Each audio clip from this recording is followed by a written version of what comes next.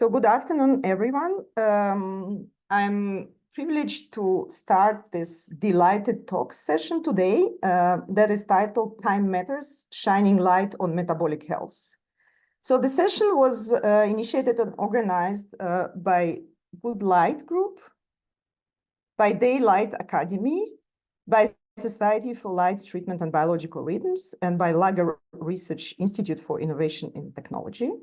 And my name is Charna Dibner. I'm speaking to you from Geneva University, Faculty of Medicine, and I'm professor in circadian endocrinology. So welcome to the 7th edition of the DeLIGHTed Talks. So myself, I'm also representative of DeLIGHTed Academy, who is one of the organizers today. And this is an international membership organization that connects people from different professions, scientists, architects, and more, who are all focusing on the daylight related topics. So the Academy is encouraging creativity in innovation, disseminating the knowledge. And here you can check out for more details the website of DeLIGHTed Academy. And here are a few examples of our activities, including communication and public events as the one we're having today. So why did we want to connect today? Timing and light and metabolism, how this is all connected. So because I'm a chronobiologist by training, let me first tell you about the timing. And you know, all the light sensitive organisms on Earth, including cyanobacteria and all the other organisms to the human beings, are subject to daily variation of geophysical time due to our Earth rotation. And that is why all the organisms very early in evolution developed this fundamental system that predisposes us to anticipate rather than follow these changes of day and night. So before I proceed with my introduction, I would indicate something important for you that during two talks today that we will have after my introductory note by Catherine Reid and Jan Frieder Harmsen, there will be a possibility for you to write your questions into Q&A sessions that you have down there. And please indicate which question is addressed to which speakers. And if you see the questions that are similar to your own, then please give the thumb up, because that will rank the question higher and they will be likely raised. So if your questions, so I will raise your questions to both speakers at the very end of the session, but you can definitely write them up already as they rise, or also to me if you have some questions to introduction. So if your question was not covered during the session, then you will get all the responses along with the recording of this session within the week or two time via the email that you registered in. And also, so one thing I would like to draw your attention, I mean, we will kindly ask you to fill the survey that will come up in the end that you will receive, so for our feedback. So now back to my circadian activities. So this circadian or timing system, actually the term is coming from Latin circadium, which means about the day. That comes to tell us that this system is telling us the time only approximately and has to be readjusted every day. So how do you know, why would you believe me that you have this anticipatory system? One good example is jet lag, right? That you all, or most of you, experience when you go through the time zones. And it's not that when you go out of the plane, when you travel overseas, you adjust immediately to the new cycle of day and night. It takes you typically a few days, depending on the change of the time zone, right? So this is one example of how you feel that you have this intrinsic timing system or circadian system. Another example is chronotype. So even if you are not traveling overseas, some of you may look this way when you go to the early morning meetings, right? And actually, chronotype is how early or how late you are. It's genetically predisposed, right? And you can go to this questionnaire and fill it and realize and basically quantify your own chronotype. So I can tell you also straight away why this knowledge of chronotype is very important for our today discussion, is that even if you're not traveling oftentimes overseas, or if you're not working in shifts, you might be subject of what we call chronic social jet lag, and I will explain you in a second what does that. And this chronic social jet lag, this one example, if you are very late chronotype, but have to go daily to the early meeting for your work, then you would be chronically jet lagged as well. And we will come to this in a minute. So I would like to share with you the rich history of this subject that is actually not very new. It was pioneered almost 3 centuries ago by extraordinarily French scientist Jean-Jacques Dortouz de Meyrin, who discovered that in the plant Mimosa pudica, that opening and closing its leaves following the sunlight, the daylight. So he came up with a genius and simple experiment. He put the plant into the dark room in the absence of sunlight. And actually, he realized that mimosa was keeping closing and opening its leaves, as you could guess, with a cycle of about 24 hours. So that was actually the first demonstration of the intrinsic rhythms in the plant. And so it goes. So then in 1971, genius forward genetics experiments in the fly Drosophila melanogaster by Seymour Benzer and Ron Konopka led to the cloning of first what we call circadian clock gene with the name period. So basically this one gene defined the whole behavioral rhythms of the fly Drosophila. And then the experiments by Benzer and Konopka were following by pioneering experiments by Michael Rosbash, Jeffrey Hall, and Michael Young that were awarded with Nobel Prize in Physiology and Medicine a few years ago. Now, the mammalian era of molecular clocks was launched by Joe Takahashi, who is still very active in Southwestern University. And so Joe discovered the first mammalian core clock gene with the original name clock. So why, again, we bring the subjects to you today, and what is the connection? So why do we think that this timing system is important? Simply because it drives nearly all the aspects of our physiology and metabolism. So from the most obvious ones, like rest activity cycles, cardiovascular activity, temperature, renal and digestive activity, endocrine system, and even less obvious things such as pain sensitivity and visual acuity are oscillating across 24 hours. So now let me bring light into all this. So remember, circadian, it's about a day, and the system has to be readjusted on the daily basis. And how is this done? So you know that we are opaque. So basically the only way how you can be entrained by light is via the retina. And indeed, the entrainment happens to so-called central oscillators in hypothalamus suprachiasmatic nucleus that you have in hypothalamic region of the brain.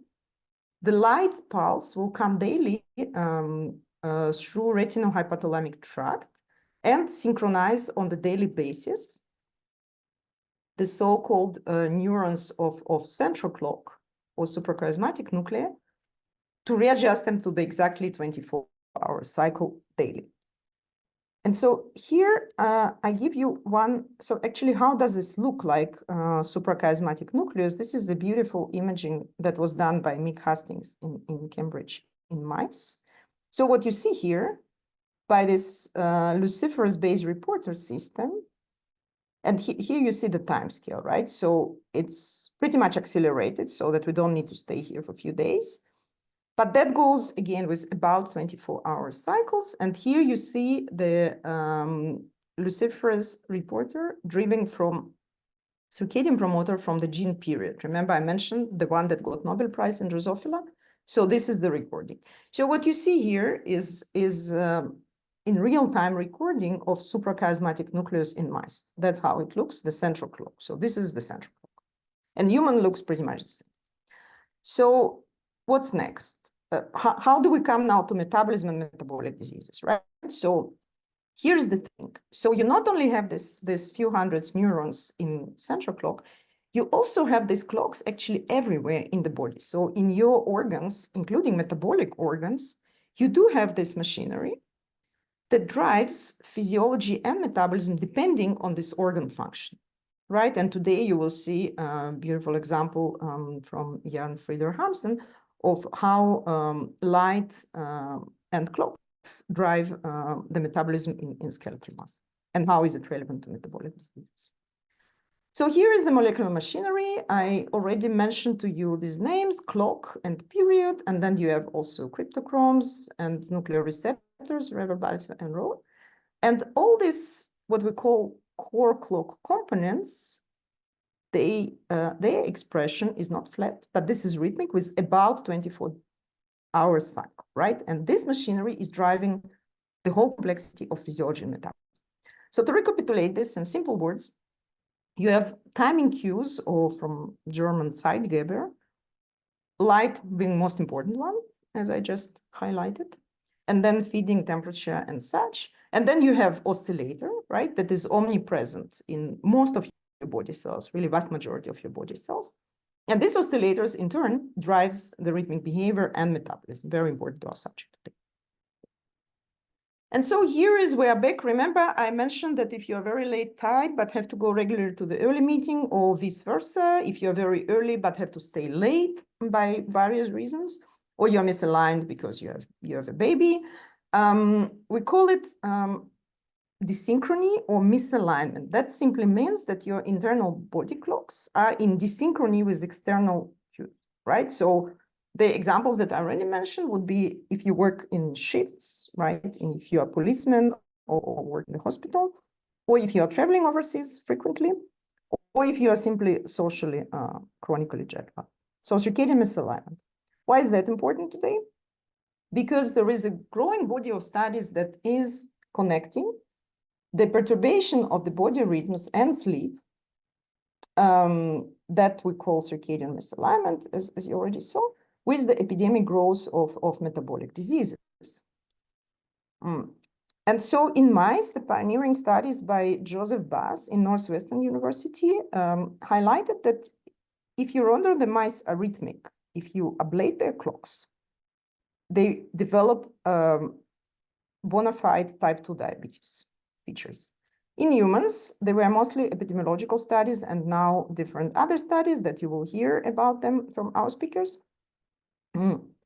It is also very clear that shift work or other types of misalignment predispose people to vast majority of the diseases, including metabolic diseases. So now I think by now I probably convinced you that this human chronobiology studies are important, but how can we do this in practical terms, right? So the first experiments were done in humans by Jürgen Aschhoff, a pioneering German chronobiologist who used the after-war bunkers where there is no signals from light, and the feeding was done, the eating was done as the participants wanted. So we call it free running conditions, right? It's like you put the plant Mimosa pudica in the darkroom. Here is the same. So people were eating and moving and sleeping as they liked, and that allowed to uncover their what we call free running rhythms, right? And so interestingly, in human population, if you make a Gaussian distribution from very early to very late, the average would be slightly longer for free running period than 24, will be about 24.5, right? So, but now you can quickly realize that especially if we would like to study clocks in people with metabolic diseases, it would be very difficult to find volunteers, right, for this kind of, even though today we have improved kind of bunkers, but still. So this is very cumbersome and complicated for participants. So we have developed various variables, for example, actigraphy, and you can measure glucose continuously. There are questionnaires like the one I have just shown you that you can fill in for well-being, sleep, chronotype. You can do single time point blood collection and do various molecular analysis and reconstruct the cycle. And here is one example of using variables. Here you can measure body core temperature, and this is a courtesy of Patrick Schrouwen in Maastricht University, where Jan Frieder Harmsen is coming from. So you can see here a real recording of core body temperature. So then if you would like to dig deeper into the physiology of the tissue work, you would need to have serial samples, right? And that you would also have some examples today. This is a very powerful approach. And here again, the photograph is coming from the laboratory of Patrick Schrouwen in Maastricht. And this is the design, kind of simple design of our own study that we published in Serial Skeletal Muscle Biopsies a few years ago. So now, if we want really to go molecular and manipulate these clocks, right? We cannot make transgenic people, obviously, but we can actually study clock in the dish. And this, I will tell you how. And this is really based on the pioneering discovery done here in Geneva by Uli Schibler, where the group has shown that you can take the cells out of the body in the absence of light signals, and you can synchronize them, what we call in vitro, so out of the body, like external synchronization, and you can really observe and measure precisely these clocks in the dish. So that fundamental approach really opened completely the field for molecular studies in human tissues.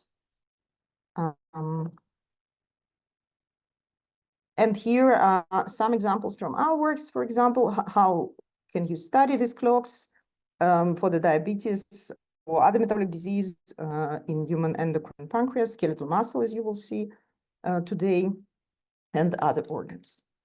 So using this approach for studying clock in the dish, the following discoveries were done to connect the light circadian system, metabolism, and metabolic diseases.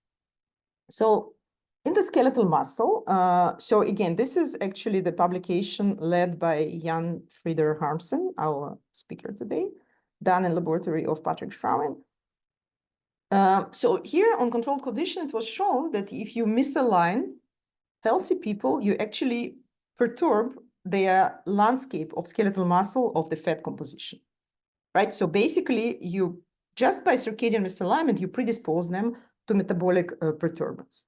And here, this study here was done in Karolinska Institute by the groups of Anna Kruk and Julien Zirat. And they have shown that in overt type 2 diabetes human skeletal muscle, the clocks are actually perturbed.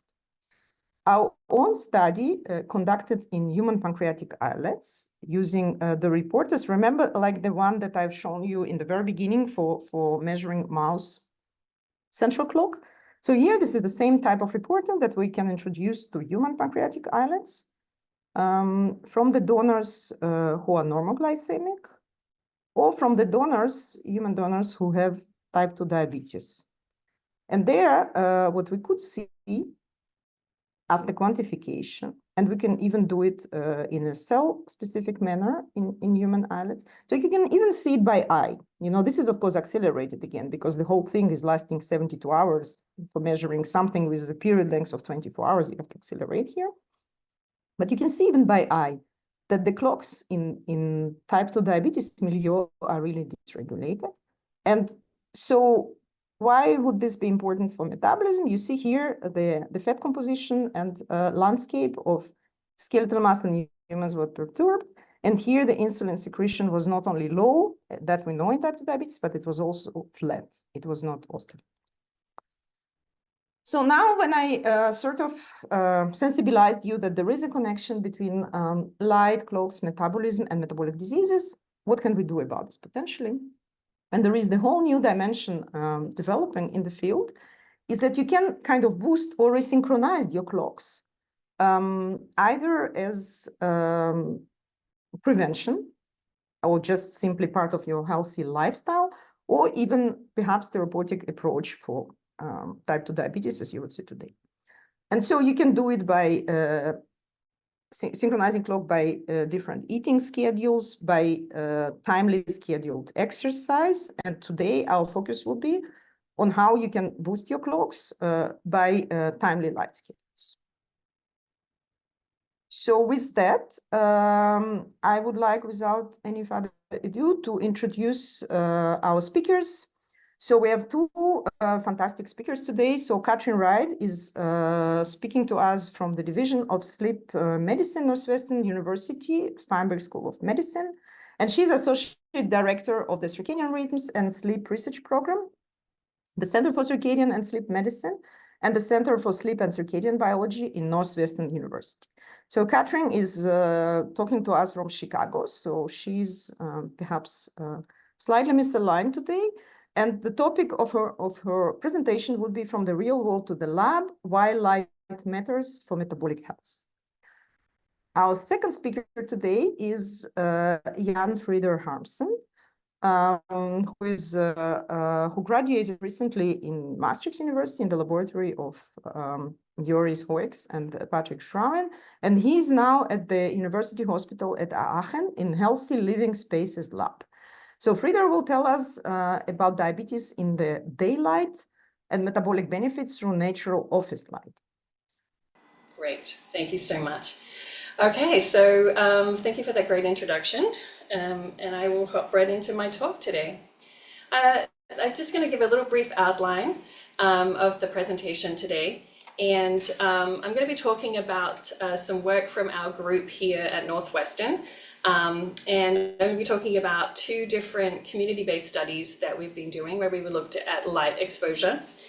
And then I'm going to talk about some experimental studies that we've done in the laboratory that sort of complement those community-based studies. So this slide must look familiar from Dr. Dibner's introduction. And the work that we do in the group here at Northwestern, we're very interested in the effects of light and how it influences the circadian system. But also how external time cues impact the circadian system and sleep-wake timing. And so today I'm going to be talking about light, but we also do work looking at physical activity, food intake, melatonin, and body temperature. And as Dr. Dibner mentioned, the circadian system affects a lot of peripheral tissues and clocks throughout the body. And so the focus of my talk today is really on metabolism and the effects of light on metabolism and the work that we've been doing in that area.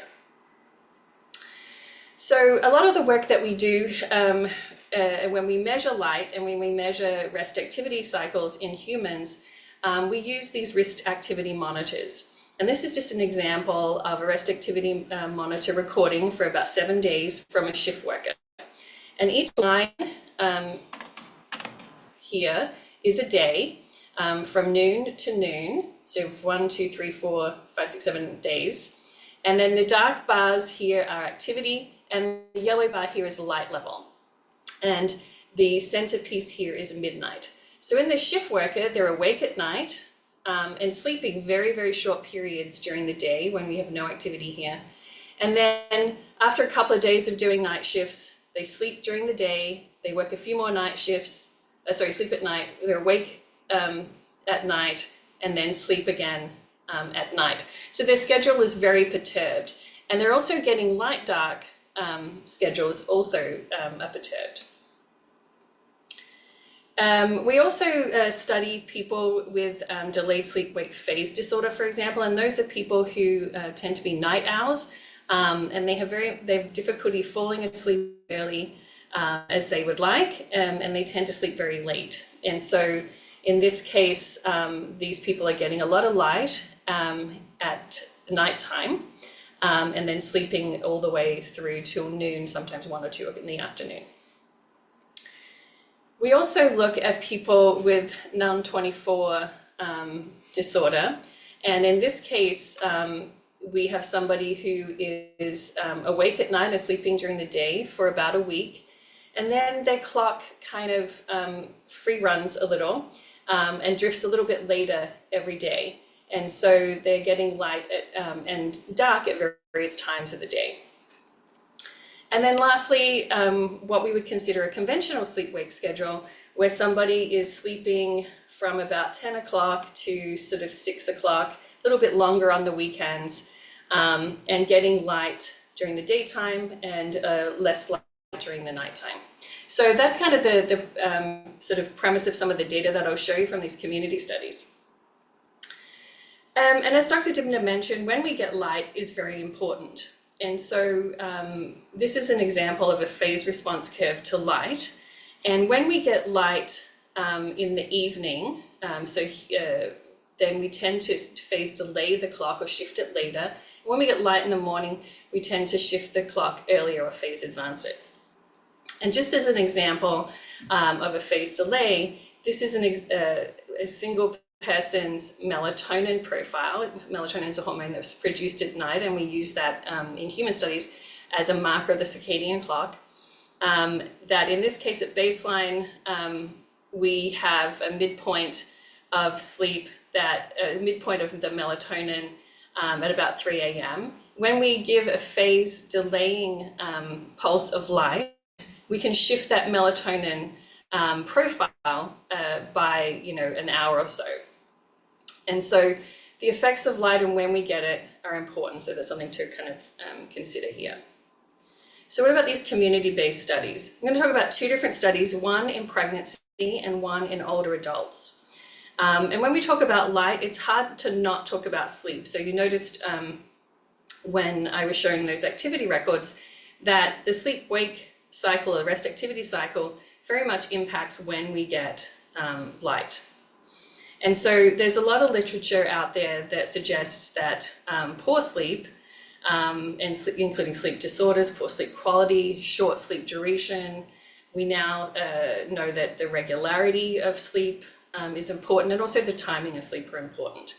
And so when we have poor sleep in all these kind of different facets of sleep, there can be changes in autonomic function, increases in inflammation and in oxidative stress, and altered energy balance.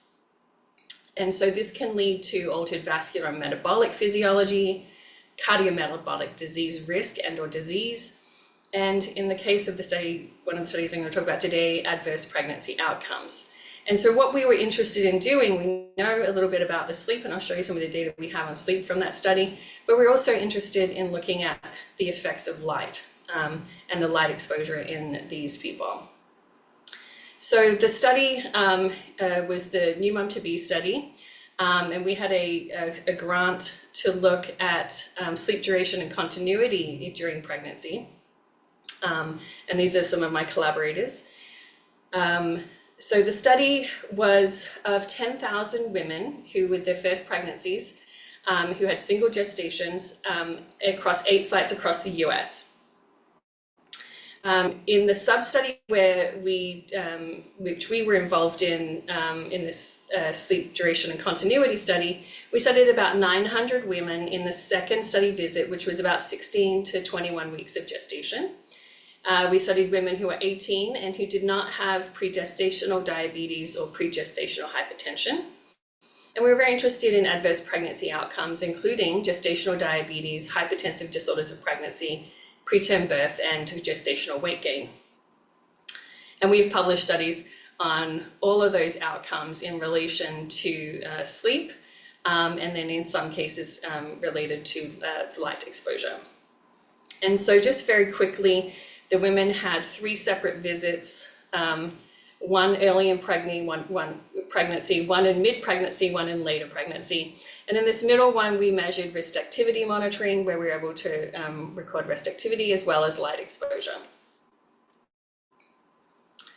And so just to kind of give you a little idea of how these women slept, this is an example of the amount of time that women from various racial and ethnic groups spent in bed during pregnancy, in the middle of pregnancy. And then this is how much they slept. And to kind of put that in perspective, for adults, 7 to 8 hours is recommended, and that you can see that in some cases, these women are spending quite a long time in bed, but they're actually not getting very, very much sleep necessarily, so sleep efficiency is quite poor. So we showed in relation to metabolic function, that late sleep timing, and in this case, late sleep timing was defined as a mid-sleep point that was after 5 a.m. in the morning, and the late sleep here is in purple. And this is women with gestational diabetes. And what we showed is that if you had late sleep, that you were more likely to have gestational diabetes than if you had earlier sleep time.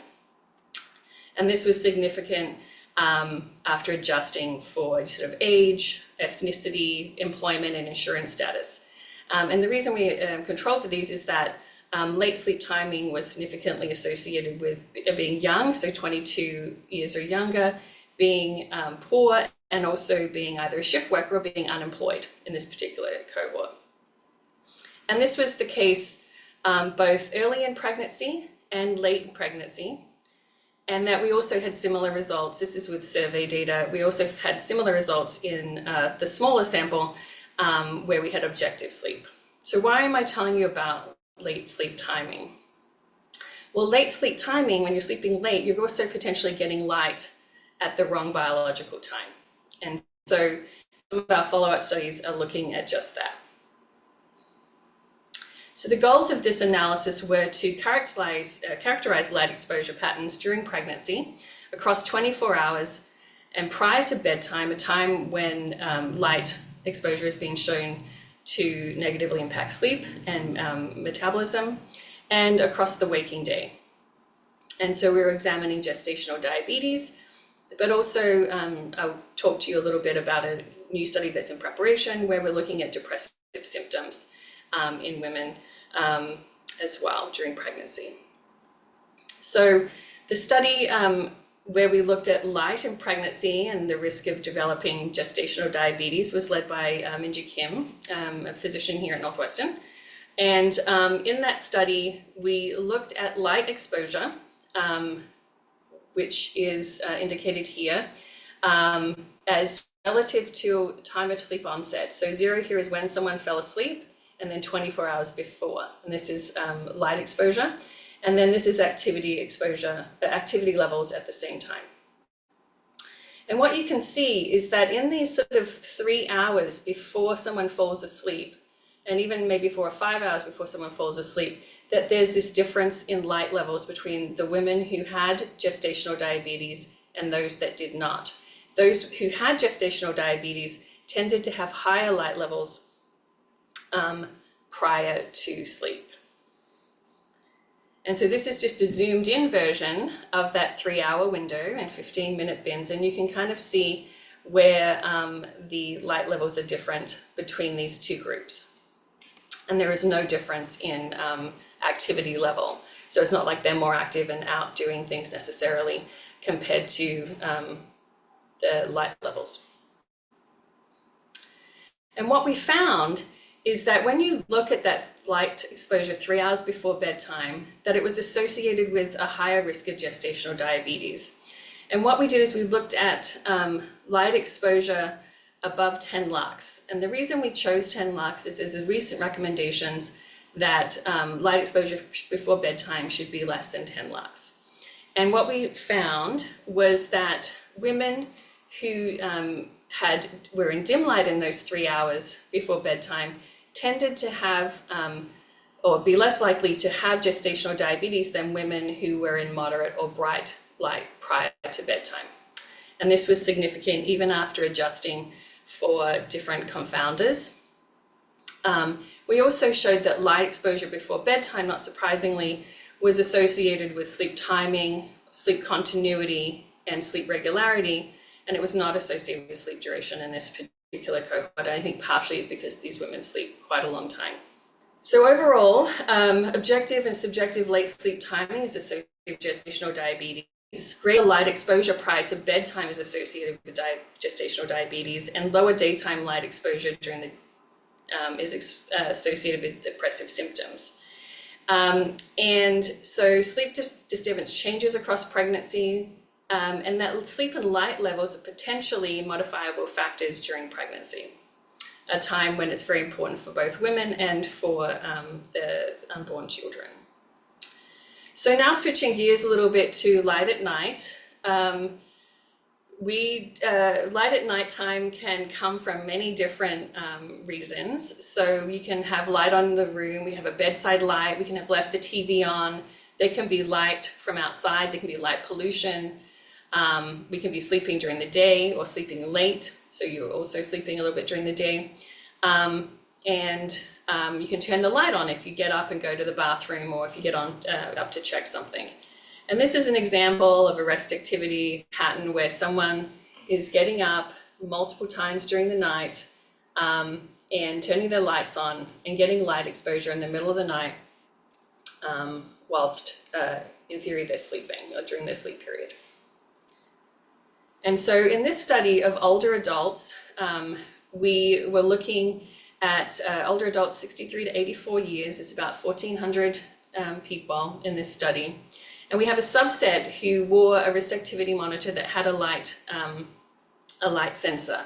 And so we were able to look at light exposure across the day and night. And in this case, we were interested in light at night. And we divided our group into those who had no light during the lowest 5 hours of light exposure across the 24 hours, and those that had any light during that time.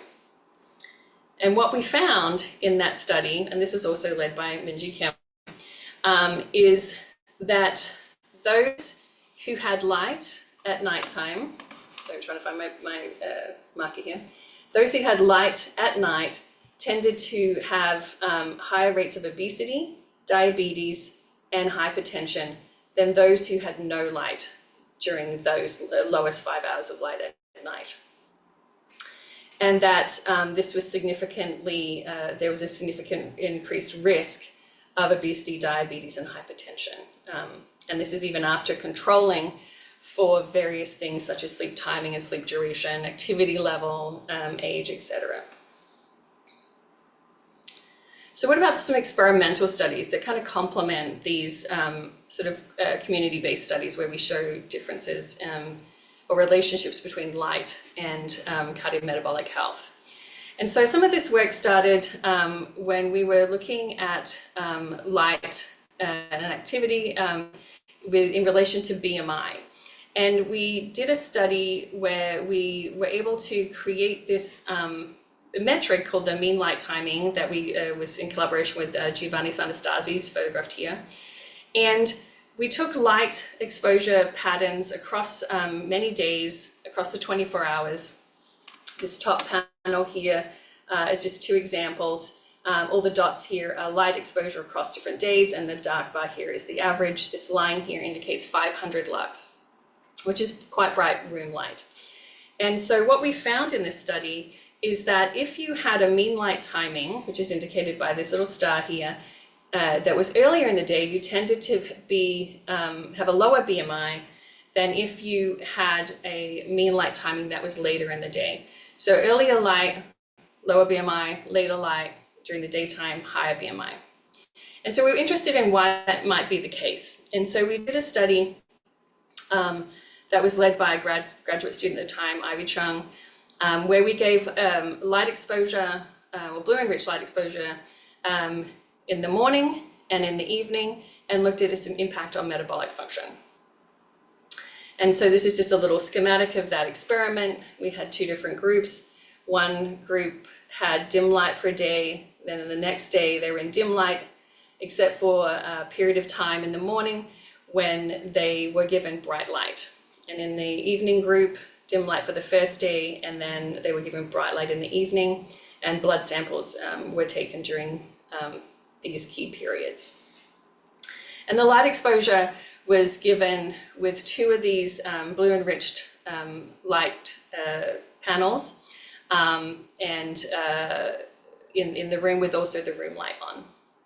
And what we found is that when we shone light on people when they were eating, and even before they were eating, that there was these alterations in metabolic function. And this is indicating the HOMA-IR. And when we were in dim light, the HOMA-IR was low. In the blue enriched light, the HOMA-IR was significantly increased, both in the morning and in the evening. We also saw differences in insulin. And just to point out here, this is actually 30 minutes into the light exposure before someone has eaten that we see this effect. And then this data here is showing the effect after somebody has eaten, where insulin levels are higher in the blue enriched group than the dim light group, both in the morning and in the evening. We followed up this study more recently, and this is also led by Ivy and Dr. Daniela Grimaldi here at Northwestern, where we're now interested in looking at light exposure's effects on at nighttime during sleep on cardiometabolic function. And in this study, individuals either had the first night in darkness, or they were randomized to either a light condition or dim light. And then during wake, light was 240 lux, and at night it was dark or less than 3 lux, and when they were sleeping in the light condition, about 100 lux at nighttime.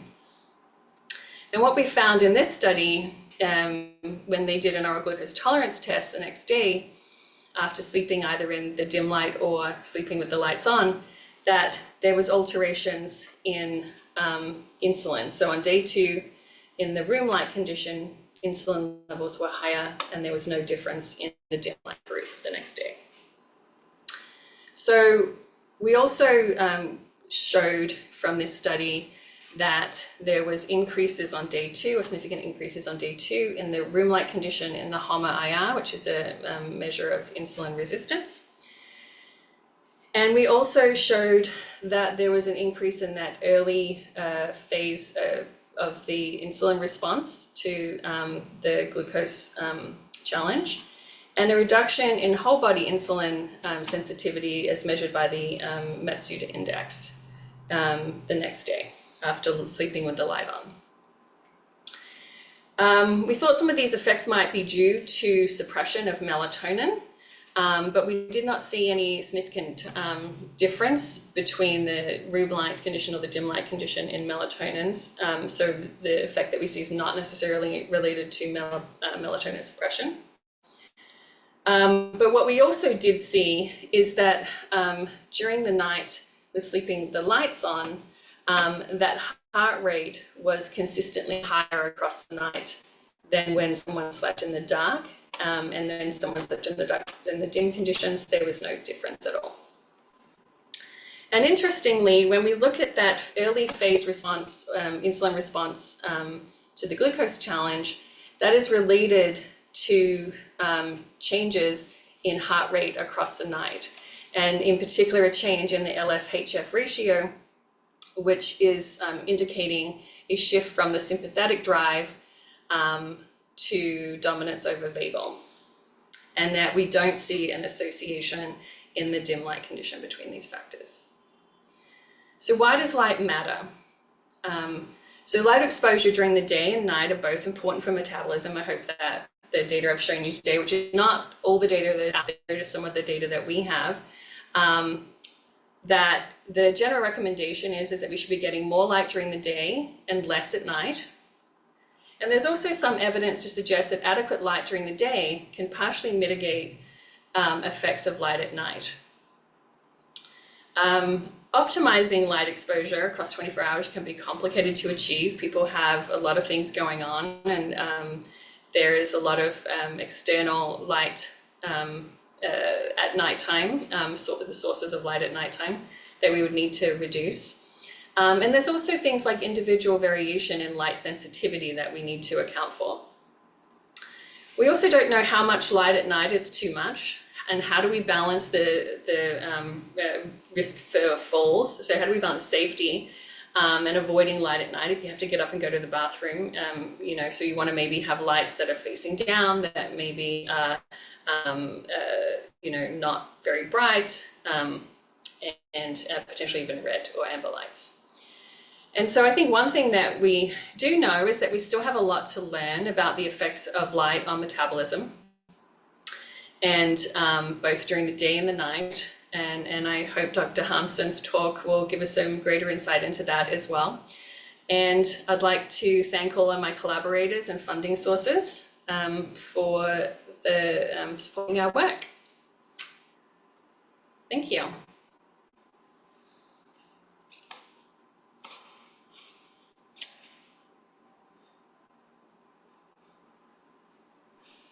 Thank you very much, Dr. Reid, for this great and very clear presentation. So the question will come up in the end, and now I'm happy to give a stage to Jan Frieder Harmsen. Dr. Harmsen, please.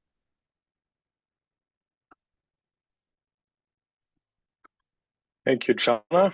I hope everybody can see my slides, and if not, I'm sure somebody will interrupt me, so we'll just proceed here. So first of all, of course, it's a great honor to speak in this series, in the DeLIGHTed Talks series. There's many other great researchers and practitioners in the field have talked here, so it's great to be here, and thanks for the invite. And just to introduce myself shortly, which Jana already did greatly. So I'm now a postdoc in the Healthy Living Spaces Lab led by Professor Marcel Schweiker at the RWTH Aachen University. And I also put Jana's university here in Geneva and also my former affiliation in Maastricht here, because the study that I will be mostly talking about was conducted during my PhD at Maastricht University in collaboration with Jana in Geneva. So I would like to start by stating the obvious, that we spend 90% of our time indoors, especially during daytime. And so that means that nowadays we not only spend too much light, we not only spend so much time in the evening in too much light, as Catherine pointed out, we also spend it in too little daylight, which is a factor that is being a little bit under-researched, in my opinion. That's also why I picked that up for my talk today. And obviously, when you compare outside versus indoors, there are big differences that are, I think, nicely illustrated between these two pictures. And that, of course, also applies to, this is a hospital room at the clinic where I'm working, where we don't get much natural light into these rooms, very little access to windows usually in these buildings. And of course, the aspect that Catherine already covered with the light in the evening, that we know is, for the most part, detrimental to metabolic health outcomes. So this just as an introduction, and I will really focus on the daytime component and thereby on the natural daylight versus artificial light discussion. And I would like to start by first describing what the crucial differences are when we talk about these two light sources. And I guess we all know from own experiences then that there can be big differences. Some of them we might not always perceive ourselves, but if we talk about intensity, which is measured in lux, as most of you will know, we know that in most of our office rooms, and for example, in my home office right now, I'm pretty sure I'm not even reaching 150 lux. And although it's recommended to go up to 400, maybe 500 lux for indoor offices, most offices and most buildings will not facilitate that these days yet, unfortunately. If we then move higher up the spectrum, going outside and on an overcast to cloudy day, it can still be up to 10,000 lux, although here we have an indication of 1,000 lux. If we then go on into a more sunny day situation, the 50,000 lux are still underestimating reality in most cases, so that on a very sunny day, midday at 12 p.m., there can be even values measured up to 100,000 lux. Next to this obvious intensity difference, I think that most of us know very well from own experience, there's of course also this difference in wavelength properties, so that we have natural light being much more saturated over the entire visible wavelength spectrum that you see illustrated here on the x-axis. And if you then look at artificial light sources, for example, LED, fluorescent and incandescent light bulbs, then you see that they show very different patterns over this visible wavelength spectrum compared to natural light, which is just much more saturated over the entire spectrum. So there we have these pretty obvious differences. And I saw that in previous DeLIGHTed talk series, some of the speakers introduced themselves by showing their typical light exposure patterns, which I found really funny and nice to illustrate. So I also did that and would like to make the point here that even a light researcher as myself spends most of his time indoors, obviously. So what I did to showcase that a little bit over the last weeks, also because I'm testing a new device that is out there, which is called Act Lumos. You see me wearing it here as kind of a necklace that attracts attention from your colleagues and friends, I can tell you, but that's another story. And then you see on the y-axis that I plotted photopic illuminance here in lux, and you see that the y-axis is not linear, it's actually going exponentially up, always times 10, and you see up to 100,000 lux, which would be values then in really bright sunlight outside. So to show you how my typical light pattern looks like, this little device actually gives you a value every minute. And you see that with sunrise, it starts to increase. And you see a lot of dots, some patterns, even in the morning hours going above 1,000 lux, which is probably me spending some time close to a window. But then you see most of the data points here around 100 lux, which is actually because I spend most of the time there in my office in Aachen, and it was a cloudy day on this day, so that this little poor light bulb here was my sun indoors, so to speak, and that only resulted in lux values of around 100. If I then go to have a little lunch, I go outside, and that gives me some higher values up in the 10,000 range. And if I spend some time outdoors later in the day, it was a very sunny day later that day, picked up my daughter at daycare, and we spent some time outside, and then you can see, okay, there I reach values going up to 100,000 because the device is in direct sunlight. And then something maybe for the later evening, which is nice, also considering Catherine's recommendations that she mentioned, that after sunset, so you see the sharp decrease here, this is sunset, that after that I managed to spend my evening in below 10 lux values, which is a nice confirmation for myself. And but still, for daytime values, I think there's still much to improve, because if you plot what would be going on outside in terms of sunlight, it would probably look something like this. So I just did that very roughly over here to make a point here that, of course, there's a lot of room in between. So if we would compare the area under the curve, it would be very much different compared to outdoors, what I was exposed to. So that in mind, that I also fail with being exposed to sufficient daylight compared to the outside situation, I would like to introduce how light is linked to blood sugar, and particularly in type 2 diabetes. And the first study that came to my mind, but you could also take one of the studies that Catherine introduced nicely, was a study done in Amsterdam, where they put people in front of a light therapy lamp or in dim light conditions, and measured blood sugar levels after a meal, a standardized meal, and had either healthy people, age matched to type 2 diabetes patients, and had them either in front of this light therapy lamp in 4,000 lux or in 10 lux in the dim light condition from 7:30 a.m. onwards, or and gave them a breakfast at 8:30. And for the healthy people, it looks as we would expect. So the open dots here is the bright light, the 4,000 lux. The black is the dim light. You see that the glucose levels increase right after the meal and go back to normal values pretty quickly within half an hour to an hour maybe. And that is what we would expect in the healthy condition. But for a type 2 diabetes patient, the picture looks very different. You see that they already start with a much higher baseline before the meal already, and then you can see it increase to much higher levels in general, and also keeps being higher for longer time, which is typical for type 2 diabetes and basically defines the disease as well.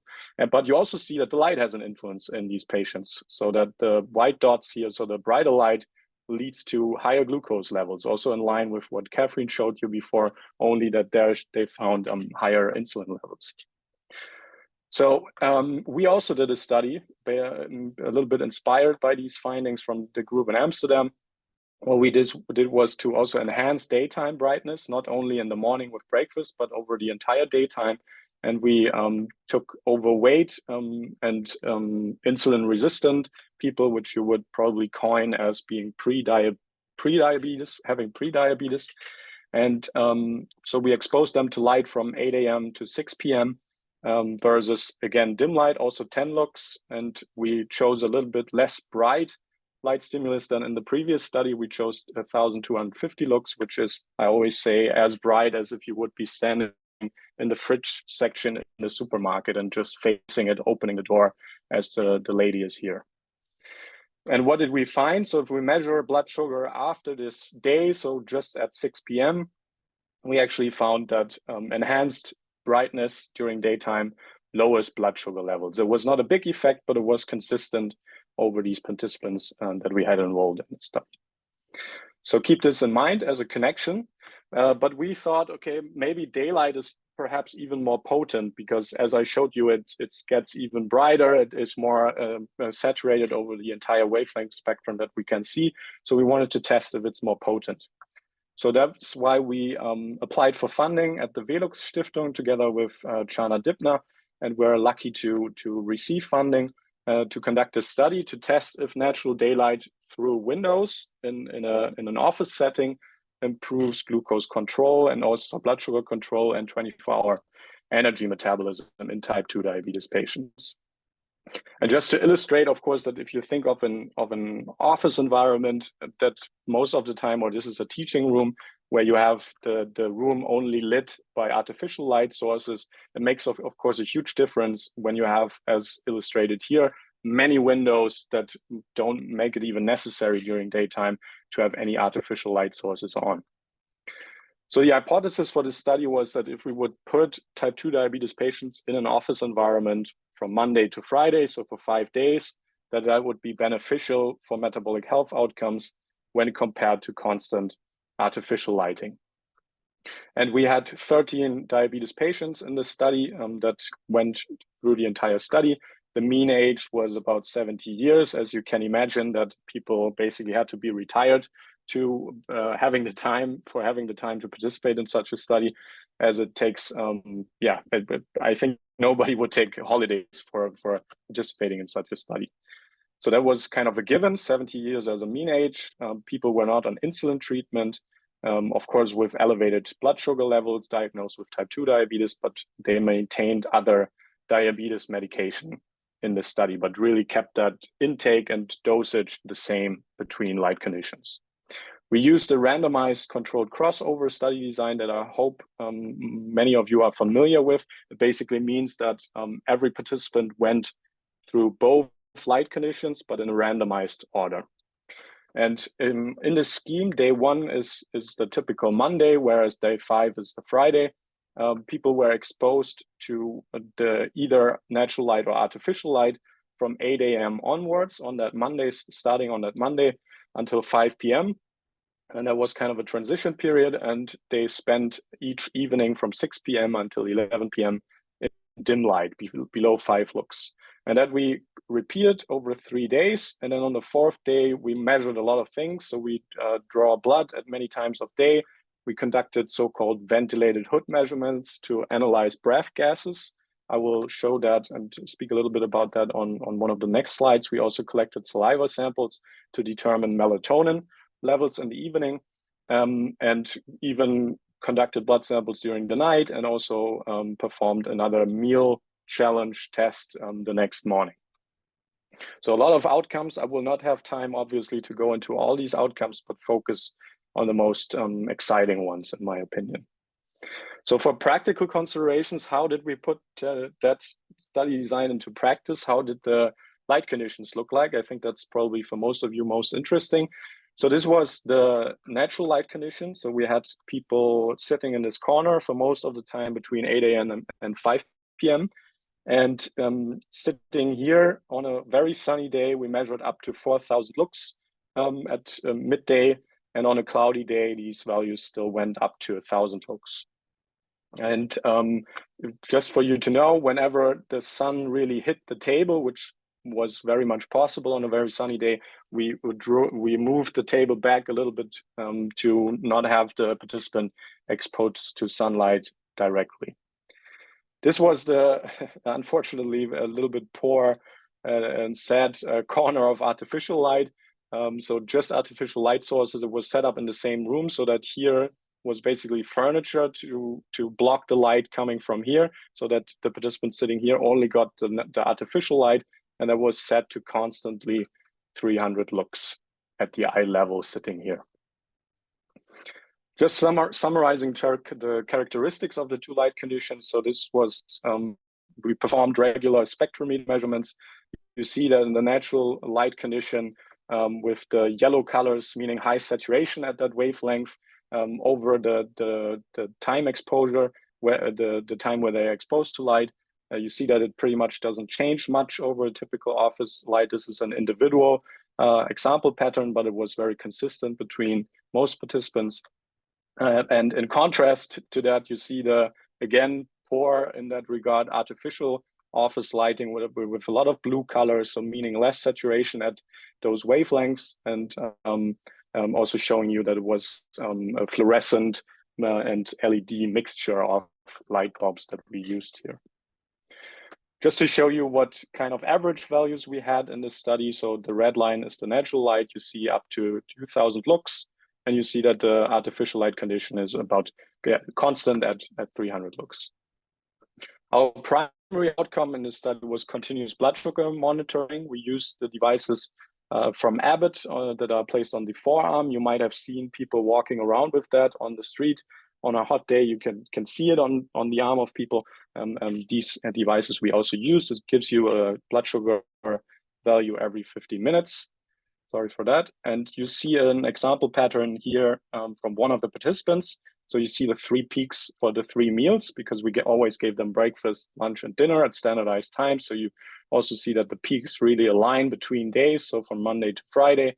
And you see values in gray, which is the time in normal range, where people that don't have diabetes are most of the time. So you see that the yellow is something, so the yellow range is something typical for type 2 diabetes. It's too high for maintaining healthy blood conditions. And you see also sometimes that during the night it actually goes into red area, which is too low, which is also not a good thing to have too low blood sugar levels, as we need it for energy supply, obviously. So to summarize, of course, as you saw in the study design, there were many things that we looked at. Shana is also still looking at some samples from this study. So I only showed you the peak of the iceberg, so to speak. So I showed you natural office lighting was associated with more time in normal glucose range, normal blood sugar range, which is good for type 2 diabetes patients, higher fat burning during wake time, and also for a meal test in the morning. And we showed higher melatonin levels in the late evening. However, what I also didn't show you some other nice effects, just for the sake of time, but many outcomes also were not different between light conditions, and there I would like to be transparent and mention them. So we measured core body temperature, which was not different over a 24-hour period. Subjective sleep quality, to our surprise, was not different. So people did not report that they slept better in the natural light, for example, as one might otherwise assume. Sleep substrate metabolism was also not different. So there we also looked at the breath gases during sleep. 24-hour blood substrate metabolites were not different. So I only showed you the glucose monitor on the arm. Actually, in plasma and blood, we could not detect such differences for a single representative day that we had. And we also looked at 24-hour blood pressure and heart rate, and that was also not different between conditions. So to conclude, just from this study, of course, we need more studies looking at maybe more dynamic artificial lighting as control. But in this study, repeated window facilitated daylight exposure during office hours had a positive impact on metabolic health for type 2 diabetes patients when compared to typical constant artificial light. And with that, I would like to acknowledge all the people that were involved. So that is mainly, I hope my mouse is visible, my cursor, yes, so Chana Dibna as a collaborator, my main supervisor on this project in Maastricht, Joris Höchst, Ivo Habitz that you see here, and the rest of the team that really helped me with, as you saw in the design, a lot of measurements during the night, so a lot of night shift for all of us. So that was a big team effort that I could have never done myself. So thank you for that. And also Mareike Gordin, who's I think also in the session and who helped us with the melatonin assessment. And lastly, I would like to promote a science communication effort that I started a few years ago. So if you're interested in these topics that I just mentioned, I interviewed a lot of people active in the field. And I guess for this audience here in the DeLIGHTed talks, it's really nice to mention here a discussion I had with Professor Russell Foster from Oxford on comparing daylight versus electric light for health. But there are also many other topics that you might find interesting, and you find these on 247muscle.com, on Spotify, and so on. And with that, thank you for your attention, and of course, happy to take any questions and comments.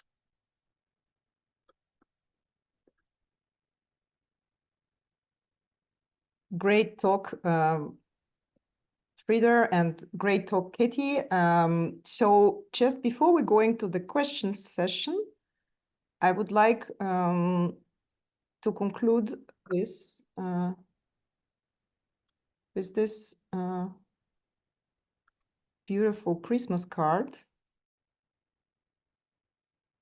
To summarize the whole thing, that was I was interested to share with our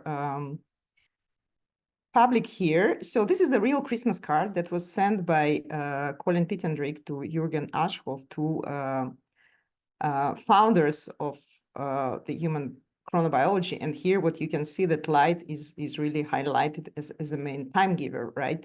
And I think you now got a sense of why would that be.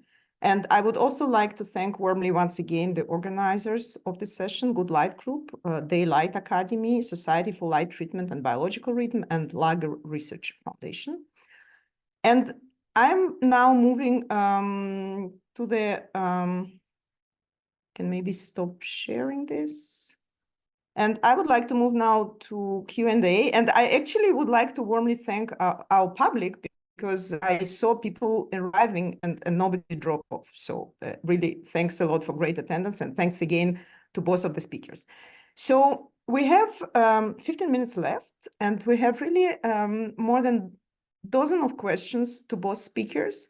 So just once again, please feel free to keep writing your questions in Q&A, because all your questions would be answered either just now in person, or you will receive the email. And please, just to remind you to fill the survey, because it will help us a lot to get the sense of how we can improve further our activities. So let me start with the question to Dr. Wright. So the question is, how do you determine the cutoff for midpoint of sleep at 5 p.m.? Why did you take this as a cutoff? So great question. I usually have a slide that I took out for this particular talk, but basically it was based on the distribution of data, and also based on prior studies looking at mid-sleep point and what is considered to be late. So in a lot of other studies, it's around 4:30, and in this case, the distribution of the data indicated that 5 a.m. was late sleep. Great, thank you. So next question for you also, Katie. Real cool study and great talk. How did you measure light again, via the light meter on the actigraphy device or at the level of the eyes? So that's a really great question. And I think Dr. Hampson's device that he wore around the neck would potentially be a better way. We actually did it at the wrist. There is obviously limitations with light levels measured at the wrist rather than closer to the eye. But for practicality purposes, that light at the wrist is the data that we had. And I think is indicative of light exposure in general, although with some limitations. Okay, next question to you, also Katie, great talk. Do you know whether the sleep measures during pregnancy were related to pre-pregnancy sleep? Were it already late types before pregnancy who are more prone to develop gestational diabetes? That's a really great question that I don't know the answer to. In this study, we only have sleep measures in the first trimester of pregnancy. Okay, so now perhaps a few questions to Frieder, and then I will come back to you, Katie. So Frieder, the first question for you, with respect to the Amsterdam data, would you recommend type 2D patients to have breakfast in dim light? Is that not contradictory to your own results? Yes, yeah, I had a lot of discussions also with that group about these findings, and actually we see the same thing if we only looked at the breakfast meal. So if we only consider the breakfast time and the breakfast meal, then we actually have a similar effect of that our bright light, so even though it was less bright than in the Amsterdam group study, so their light brightness was 4,000, our was 1,250, and we also saw a tendency for higher glucose values in response to the brighter light in the morning. So there seems to be something about that timing. So there we again see timing matters, and our measurement was really just at the end of daytime, so at 6 p.m. early evening. However, I'm pretty sure that, and that's also one of the things why I tested the natural light, is that maybe just a very intense artificial light has a detrimental effect. That's something that we need to test further. However, I can also say, if I only look at the mixed meal test and the blood sugar levels that we measured in our study, so we had the mixed meal test at the very last day on Friday, so after being exposed to natural light to 4 days prior to that, there we again also see a tendency for, even in the natural light, higher blood sugar levels with the meal. So there is something consistent about the brighter light in the morning that somehow increases blood sugar levels. But I'm not sure then if it's necessarily a bad thing. It could also mean that the starch that is being digested, the carbohydrates that come into the digestion, are just being taken up more efficiently. So that induces a higher blood sugar rise, maybe. So that's a speculation that we need to follow up on. So digestion might be improved with lighting. So I'm still hesitant to recommend anyone to have breakfast in dim light. So I'm somehow trying to make sense out of this data, and we need more studies. But there is a consistent effect, as I said, that brighter light in the morning somehow increases your blood sugar response for the breakfast meal. Okay, thank you very much for that one. So the next question to you, Frieder. Thanks for the great talk. Your participants were seated for much on the days to mimic office work, but did you control for the activity as well as for lights? Yes, of course we did, because yeah, for blood sugar levels, it's important, of course, on the one hand to really keep the diet the same, but the more you move, the more your blood sugar will also be in controlled levels. So every kind of movement, of course, burns glucose, burns sugar, and that's why we kept it really the same. And people had standardized times at which they were supposed to stand to do some standing exercise, and we really also measured that with the same device that Catherine mentioned, so the wrist watch with which you can also measure activity, and there we could see that activity really aligned very nicely. So that cannot explain the findings that we see. Okay, great, thank you. Another short one for the lux values measured. So how they were measured? Were they measured at the eye level or vertical, or how it was done exactly? Yeah, so it's as recommended. So basically, we set up the spectrometer at the spot where we would otherwise assume that the participant was sitting, and then with the spectrometer vertically facing the view of sight of that participant. Okay. By the way, to the audience, if the response that you receive is still, if you still have the follow-up question, please don't hesitate to keep writing into Q&A, and you will get your response, if not live, then by email. Okay. So I'm back to Katie here. So the next question to you, Katie, is, do you think, or maybe it's to both of you actually, Is there an optimal ratio of light and dark for humans per day? What does this mean for people living far from the equator, where this ratio is constantly changing? So how does this imply, what do you think, for the people who are by the North or South Pole? That's a great question. I think the data for that is still pending.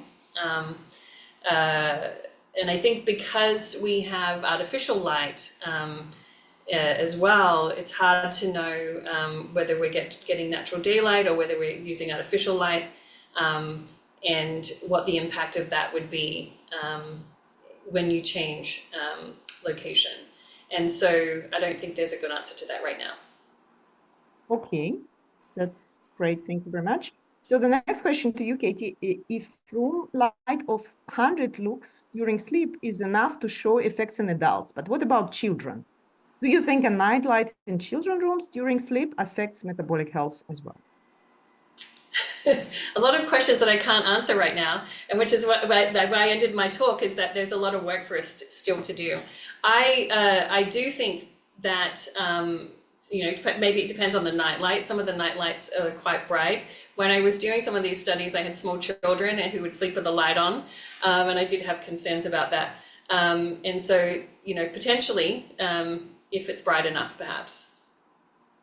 But there also is some indication, I also mentioned this when we talked, that there's individual differences in light sensitivity, and there's some indication that children might have altered sensitivity to light, say, compared to older adults.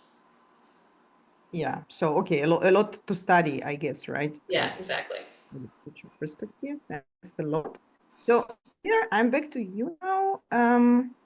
So do we know whether living in, so this probably joins the previous question. Yeah, yes and no. So do we know whether the living in high altitudes with long days or long nights has an impact on glycemic health, on glucose metabolism, I would say? Greetings from the 6th parallel north.